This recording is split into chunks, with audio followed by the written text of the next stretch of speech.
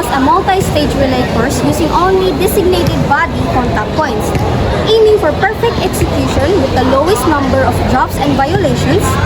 The activity tests physical precision, endurance, non-verbal communication, and teamwork. The three-stage of transport. Each pair must change the method of holding the object at the designated zone. Stage 1. Zone. Foundation to lift zone. Physical contact method between four hands. Stage 2. Lift zone to transfer zone. Physical contact method between shoulder, front to back, and press. Stage 3. Transfer zone to the delivery point. Physical contact method between hips, side by side, and squeeze. The human crane highlights the Filipino value of pakikipagkapwa-tao. Also means shared identity or fellowship. The game is a physical manifestation of communal cooperation. Success hinges entirely on the trust, patience, and synchronized effort between the two bodies attempting to share a load. This reflects the Filipino spirit of collective support and the principle that complex tasks are achievable only when individuals adjust their movements and rhythm to support a common shared goal. The elimination of the timer underscores the cultural value of patience and precision over rushed competitions.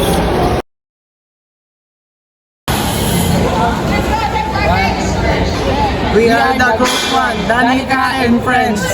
We are the group 2. Amen. We are group 3, Team Barbie.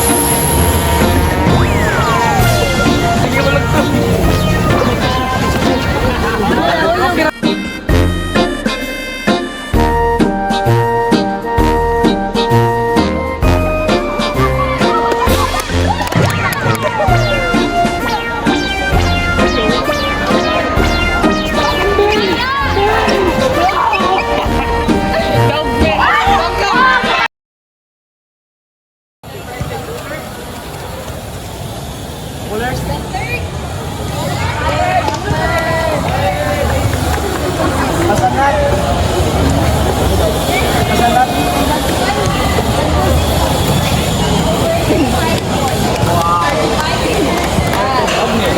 ko penalty. Danica and Friends! Ang third winner kay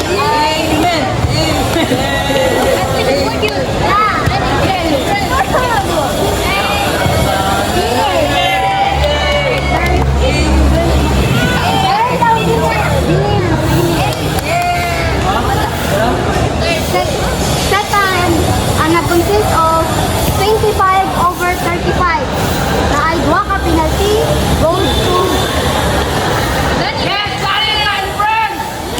Danica and Friends. Ang winner dayon, ang Team Barbie consists of 30/35. Yay!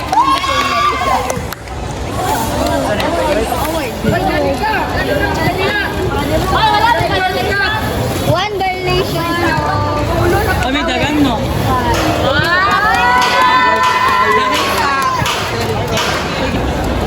Thank you for watching. I hope you enjoy.